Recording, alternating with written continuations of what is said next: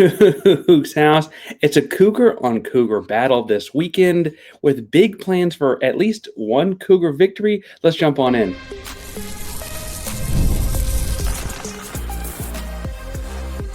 You are Locked On Cougs, your daily podcast on the Houston Cougars, part of the Locked On Podcast Network, your team every day.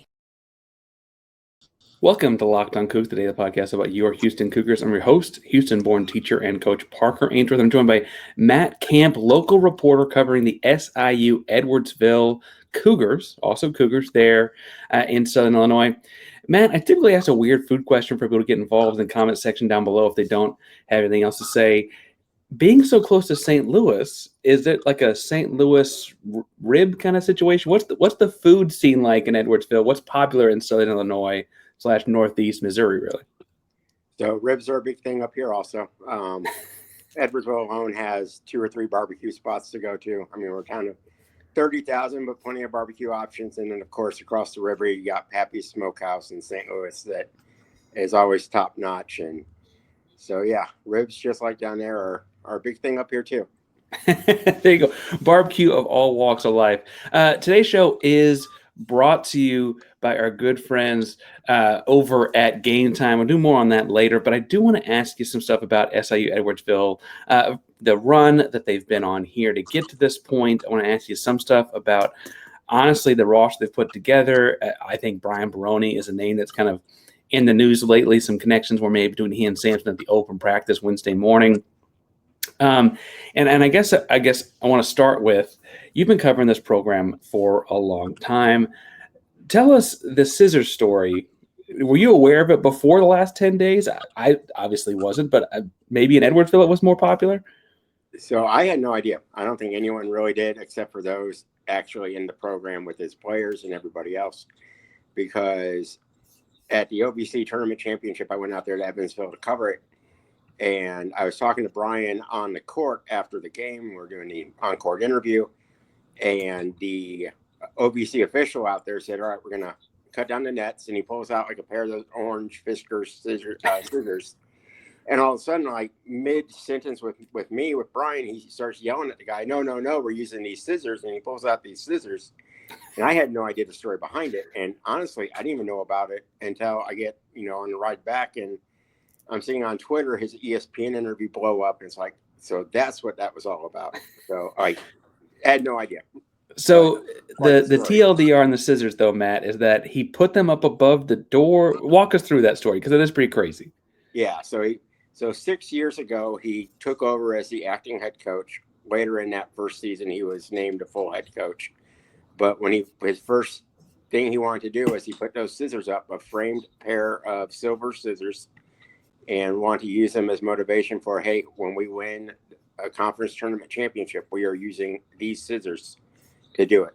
And so 6 years later, he was able to bring those with him to Evansville. And I don't think they've left his side since, because he even had them with him at Selection Sunday. Good luck. They're good luck. So it's been 6 years with Barone, and we'll talk about him, like I said, later.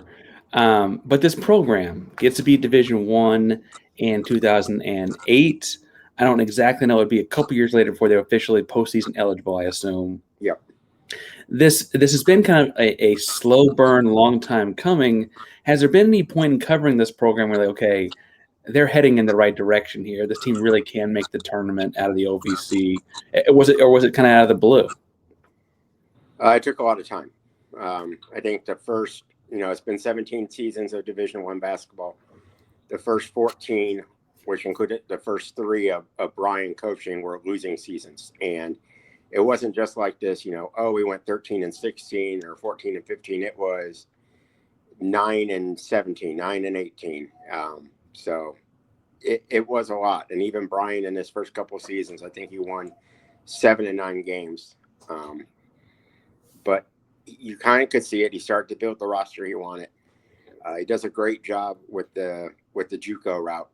Even this year's roster alone, Miles Thompson and Ring Malith were both guys that won at Butler Community College last year.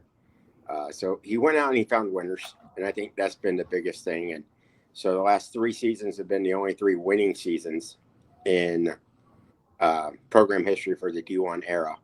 And then the OVC tournament run this year as a number 2 seed. Before this year, they'd never been higher than a 5 seed. So it was a lot of new stuff kind of coming in, and you could definitely tell it was different. And even, you see more fans showing up to games.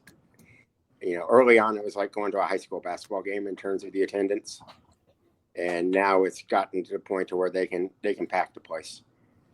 Well, in your neck of the world, let's be fair, high school basketball is a big deal. You've got some big universities between Illinois and Mizzou and stuff like that around, obviously. But as far as SIU and Edwardsville goes, has the community, you mentioned 30,000 people town, has the community kind of gotten into this? Are they involved? I mean, obviously they're rooting for them and to pull off like the magical upset 16-1, right? It's only happened one time ever in men's basketball. Is the community behind this, though? Is it kind of a communal thing? They've grown it. They've done a heck of a job. We start to see the community come out more as the wins were coming. Last year, they were kind of not breaking record crowds, but they were bringing in more than what they had been doing. And then this year, we had, I think, the last 2 home games were the 2 highest in the last 5-6 years. And they were close to the point to where when John Morant came to town a while back. Yeah, Murray State would have been hard to beat that year, I imagine. And then they used to have a rivalry with St. Louis U, and they'd come over here. So the place would get packed with all the SIU fans coming as well. But the community's responded. Selection Sunday, they opened up the gym to all the fans, and the festivities started at 4. That's when the doors opened at 4. And I walked in at 3:45, and the lobby was already packed and full with people ready to go in. That's cool. And that's really cool for again, it's not a very big community. So I think, imagine filling up a gym, filling up for Selection Sunday. That's a large percentage of the people there. Talk to me, you mentioned past rivalries with St. Louis or filling up when John Morant comes to town. SEMO has really kind of been in charge of that conference. They beat they beat SIUE twice this year, if I'm counting that correctly, and then they flipped the tables in the conference tournament championship game. Has that been a constant back and forth, or was this kind of a seizing of the crown, so to speak? So it's been kind of weird with the OVC just because of all the conference reshuffling. So you lose Belmont and Murray State, you lose Jacksonville State, and so the rivalries are really kind of getting redefined. SIUE has the local ones with, like you said, SEMO. There's also Eastern Illinois, which isn't too far from here. And Western Illinois is a few hours up north. But it's not I don't think the rivalries are fully set yet. I think it's something that as this league stays constant with their teams, we'll see it a lot more. Well, and it's always fun. Part of the fun of March Madness, and Houston was this way, and CUSA, and early in the days in the American and stuff like that, where you get to put people on a big stage that aren't usually there. Obviously, Houston's got Phi Slamma Jamma way back, but there was a period there, right, where there was the small school thing there as well. I want to ask you about this year's roster and the guys on the team and the guys, honestly, that Houston's going to get to know a lot more up close and personal as we're recording this Wednesday afternoon for Thursday morning. So I guess Thursday afternoon. Before we get to all that, I do want to remind folks at home that our show is brought to you today by 5 Hour Energy. 5 Hour Energy is here to help you get into the enthusiasm of March Madness. Daylight saving time has snuck up on everyone again. And if you're feeling that lost hour of sleep, 5 Hour Energy has your back. Extra sunshine, extra time for fun, but you might need that little power to get through it. Whether you're staying up late watching March Madness games and get up for work the next morning, or just squeezing it around a golf after work, whatever you're trying to do to keep up your day, 5 Hour Energy gives you that quick, refreshing pick-me-up whenever you need it. Whenever you're staying up late watching games, those West Coast games, getting ready for Gonzaga and things like that, or whatever you got going on, UCLA, etc. All tournament long, 5 Hour Energy is here to help you make it up the next day. Head over to 5hourenergy.com. Find over 15 flavors to choose from, including watermelon, blue raspberry, peach mango. You can even build your own 12-pack or 24-pack delivered right to your door. You want now go to 5 Energy Shot at your local grocery store, convenience store. They're everywhere. Stock up today and stay energized. Park Manager Locked on Cougs. You're talking with Matt Camp about the SIU Edwardsville Cougars. And I want to ask about this kid, Rayshawn Taylor. because he looks like the kind of kid that can really go.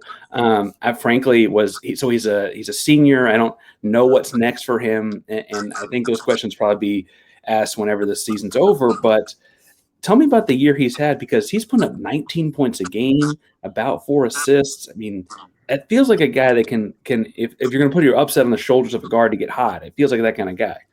And he is that guy. He goes, the Cougars go. When he's having an off night, the Cougars have an off night. But Rayshon's a kid who, I mean, he's been through so much adversity. He's a kid that grew up only probably 10 minutes from the campus in a neighboring community in Collinsville, Illinois. And he was there. He was an all-state guard. They had a chance to win a state tournament his senior year, but COVID hit, and Illinois shut down their high school basketball postseason. He gets ready for SIUE, tears his ACL in summer workouts before he even has his freshman season. Gets in his, comes 2 years later, he's finally playing his freshman year and is doing well. Later tears his ACL a second time. He has not had many summers where he's actually healthy. He's always had something going on, and it's been crazy. And even Brian Barone joked at the beginning of this year, they did like their assessment testing and drills and seeing where guys were compared to last year. This was the first year that Rayshon actually got to participate. So about that, like it's an inspiring story in that, like, so often right now in college basketball, guys that are that talented at a SIUE will end up at an Illinois a couple years later, right? They'll transfer to a bigger division, bigger payday, big whatever. He stuck it out there, I'm sure in part because of the injury, but is there some connection with the school? I mean, neighboring community seems important. Maybe it's just Barone and him connection. I mean, you don't see kids that can play like that play 4 and 5 years at these smaller schools, smaller conferences very often. So Rayshon's always talked about loyalty towards Brian Barone. Brian stuck with him through all the tough times. Rayshon stuck with him. Loyalty is very big with the kid, and that's pretty much why he's stayed the whole time. Because, like you said, he is a Power 5 guard if he needs to be. Even last year, he was the off guard to DeMarco Minor, who went to Oregon State. SIU loses their leading scorer to Oregon State. Rayshon stays, blows up this year, 19 a game, like you said, can put the team on his back. The OVC tournament, he averaged 22 a game. In the final game against SEMO, he became the school's all-time leading scorer, regardless of Division II or Division I. So he's a big-time guy. Is he attack the rim kind of guy? For folks at home from Houston, they're maybe figuring out who this kid is. Is he an attack the rim kind of guy, get to the free throw line kind of guy? What's he do well? He does a lot well. He can shoot the three. He's one of the team's top 3-point. He is the team's top 3-point shooter this year, and one of the team's tops in career and program history. And then he'll drive to the lane. He'll get free throws. He is constantly at the free throw line and can hit his free throws. So, I mean, if you put him on the line, he's going to be able to convert. Well, and his tandem partner, his two-man game partner, it looks like to me is Ring Malith. I may be saying that last time wrong. Malith, the Sudanese kid he went to high school in Florida, 6'9". I guess he's not quite averaging a double-double, but you look at his box scores, he's getting double-doubles fairly frequently. What can you tell about Ring and what he brings to the table and how that tandem work? So Ring is that guy who played JUCO last year at Butler and won a championship there. So he's a winner. He knows how to win. Averages 12-7, team's top rebounder. And a lot of the offense, if it's not running through Ray, it will run down low into the post to Ring. And he's a guy that can pass the ball. He's very good. Once he gets the ball, he knows if he has room to shoot, make a play, or if he needs to kick it back out to the guards. And also just relentless on the boards. So he's a big dude that will throw his – not real big, weight-wise not big, but he's a guy that will throw his weight around and throw his size around. Well, 6'9", buck 85 as I'm looking at. I think one thing I saw had him at 6'10". He's probably somewhere in the middle there. And again, impressive box scores. It's hard to find clips on these guys, but I will say on YouTube you find a couple of their games against Illinois and stuff like that, and he didn't look little compared to Illinois people or anything like that. Like, he looked like he fit in. I want to ask one more roster question because I was surprised to see this guy's on the roster, mostly because I saw a guy named Miles Thompson who comes off the bench. He's 6'7". He's 240 pounds. He shoots 44% from three. at 6'7", 240 pounds. And it's not like he's only shooting, his per minutes stats don't indicate he's not like not shooting the ball or something. I didn't know, I don't mean this pejoratively, I didn't know 6'7", 240, shooting 44% from three got to the OVC. That strikes me as Big Ten. Right? Yeah. So walk me through how this guy ends up there. He's another guy that played with Ring last year at Butler, so I don't know if it was a package deal to get to both of them there, and he had huge numbers for Butler Community College on their run. And yeah, he's a guy that will step out and shoot the three, but he's also a guy that's not afraid to play in the post. He'll be that second big man with Ring if he needs to be. Well, and so Houston all year long has had a really strong defense, and they really focused. I've likened it to like Bill Belichick, where it's like, we're going to take your number one receiver and take your whatever you do well.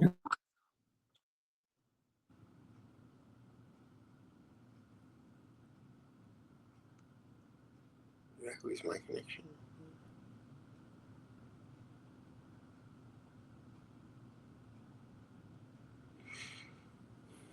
Secondary option, whatever your second thing is. Would it be something else? What would the second option be for SIUE in this? What would their answer? It would probably be Brian Taylor II, who ironically is the cousin to Rayshon. And he's averaging 11 a game. He came down here a couple years ago. He played at Wisconsin Green Bay. Returns home because he played in St. Louis for high school ball. And he's a kid that can fill up the stat sheet also. But he definitely gives away the Rayshon in terms of where the offense runs. But he's also a guy that if he needs to take a game over, he can do it. Defensively, is it the same handful of names that are also talented on that end of the floor? Houston likes to think they have pretty strong guards. They got three guys that shoot the ball pretty well in the backcourt.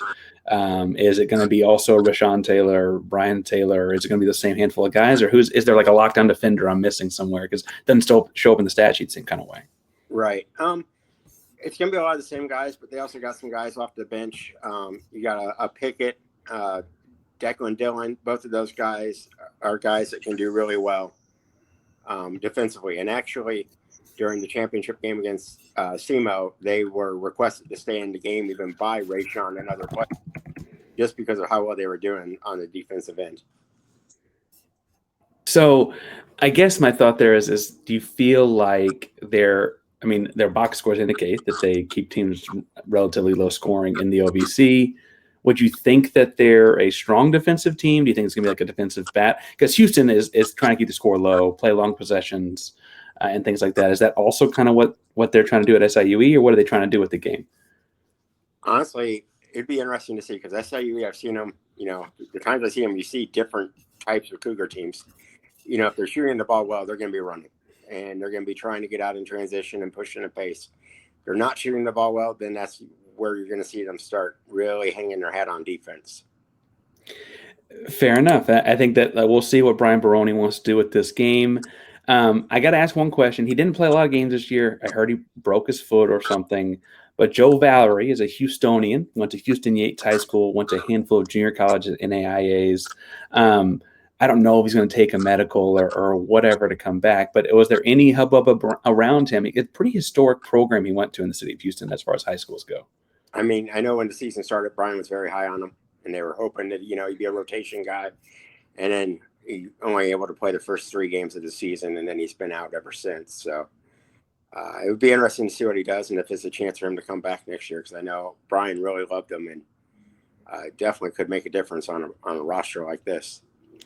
Well, and I'd have to go back and find his Houston Yates tapes and whatever, but Houston Yates historically always has a lot of talent as far as the high school stuff goes. And so interesting to see that pop up again, looking through stuff to do research on the program amongst a handful of other really good high school programs that, know of nationally. There's a Link Academy kid. There's Phoenix Prep and Notre Dame from Illinois. So anyway, I want to jump in and talk about Barone, though, because we talked about him a lot and hinted at him a lot. But before we get too far into this, I do want to remind you that today's show is brought to you as well by Monarch Money. If you ever check your bank account and wonder where all my money go, whether it's dining out, online shopping, entertainment, buying tickets to basketball games, whatever the case may be, it's easy to lose track, and that's where Monarch Money comes in. They're your personal CFO, giving you full visibility and control over your finances. It's not just a budgeting app with Monarch Money. It's complete financial command center. You can track all your accounts, investments, spending in one place, and just stop managing money and start building wealth. Instead of juggling a lot of apps, you can use Monarch to check all of your finances, track all of your spending, and even make long-term goals. Take control of your finances with Monarch Money. Use code LOCKEDONCollege at monarchmoney.com for 50% off your first year. That's monarchmoney.com, code LOCKEDONCollege for half off your whole first year. Parker Ranger, the Locked On Cougs. You're joined by Matt Camp, local reporter there in Edwardsville, covering the SIUE Cougars, both Cougars. I want to ask you about Brian Barone. First of all, he's fairly well named, or the Barone name is a fairly well-known name in Houston because his father coached A&M once upon a time, and I guess he played for his father for a period there. And then on Wednesday, Kelvin Sampson, head coach of the Houston Cougars, was asked about it, and I guess he knew Tourney Barone fairly well. Tourney was at A&M when Kelvin started at Oklahoma. It sounds like Kellen Sampson, Coach Kelvin's son, who's on his staff, knew Brian when they were kids. And there was even a hot second where it sounded like Brian almost ended up at Oklahoma, but ended up at Marquette or something. That part's fuzzy to me, but Kelvin knew him very well and was, frankly, sounds like they even, had like talked about coaching stuff early in Brian's career.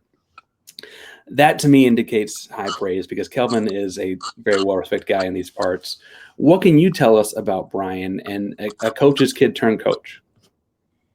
Yeah, so Brian played at Texas A&M for 2 years for his dad.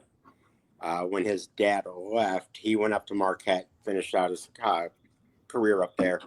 And that's where he ran into Tom Crean. And that's how the Tom Crean connection started with Brian. And so Brian coached with him at Marquette, followed him to Indiana, went back to Green Bay. And then after, I think he did a couple of years in Florida. After that, he came to SIUE as an assistant coach for John Harris. And John Harris actually played with Brian at Marquette in those 2 seasons. So that's where that connection came from. But yeah, Brian's been here 2 years as an assistant, 6 years as a head coach. And he preaches family. He's got his family around the program. Assistant coaches, kids are around the program. The players this year, even years past, are over at Brian's house with his family. It's all about family when it comes to Brian's coaching. Well, and I actually want to ask more about the coaching stuff in a second, but in thinking of Edwardsville and the community and the school and the growing program, that has to be really important, right? This idea like a family first guy has to resonate a lot with that community, I would imagine. Yes, and it does. I mean, I grew up in this community myself, and you see who Brian partners with the SIU men's basketball program, and it's always with families. It's just always been family first for him, and the community has definitely grown into it. And even he says it's like one big family for everybody.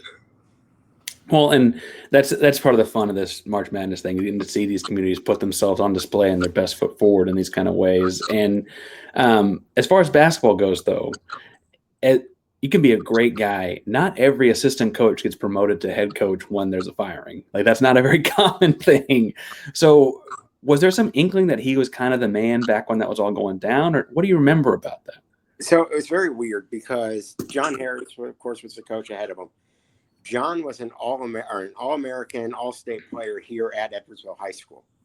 So this is a guy who's a hometown hero in a way, coaching his local Division I college basketball team, and he gets let go. So, half your community is against it. Then they retain the whole coaching staff, which was also kind of, you don't usually do that. Yeah. They say they're going to have a national search. The next day, Brian is named acting head coach, and they're nothing, from there, it was always Brian's team. So when he's named acting head coach, there was like, okay, we're going to say acting or interim or whatever for a period, but we know who this guy, it was going to be his team at some point. Kind of known at that point that's who it would be. And what was also funny, the same coaching staff, the man is still on the coaching staff today, is Mike Waldo, who is now a special assistant to the coach. He was John Harris's high school basketball coach here.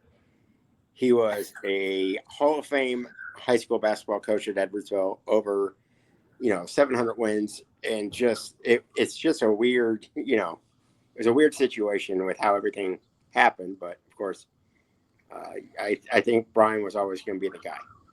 Well, and winning helps cover up a lot of wounds, but I'm assuming that the transition at some point smoothed out, right? Because he is still there. They took a couple losing seasons early on, and he's there and now winning, right? That feels like it went okay. Yeah. In the end, it did go well, but it was interesting early on. All right. So you mentioned Barone is a family guy. You mentioned the small town thing. And maybe I'm particularly sensitive because every year it feels like someone talks about Kelvin Sampson leaving for the old Blue Bloods. Now that Houston's in the Big 12 is kind of quieted down a little bit, I guess. But it feels like the way he talks about SIUE and looking up interviews and stuff with him online to try and learn more about this program, it feels like he's there for a minute. I don't know that he's jumping ship unless some gigantic dollar amount he can't turn down comes by, right? Yeah, it's weird. I mean, I actually had this conversation. So his son is a sophomore at a local high school here and plays point guard.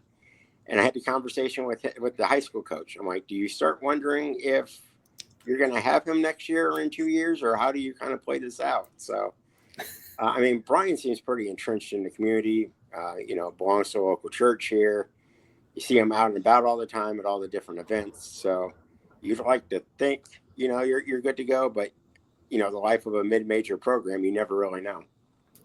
Well, and I guess the Indiana job's filled now, and Iowa will be soon. I'm trying to think, like, outside of those big dollar programs, if you're that well settled, you might just sit there and build for a second. Do you feel like on the idea of building, like this could springboard? You're in a basketball-rich part of the world. Could this springboard something where you become a more regular in the OVC spot on the big bracket? So what's going to be interesting is just going to be the transition from losing Rayshon Taylor. You sometimes get those generational players that come through your program that can change you. And Rayshon definitely has done that to SIUE. So now it's a matter of how do you build from Rayshon leaving? Who's the next guy or two that can step up and take that place?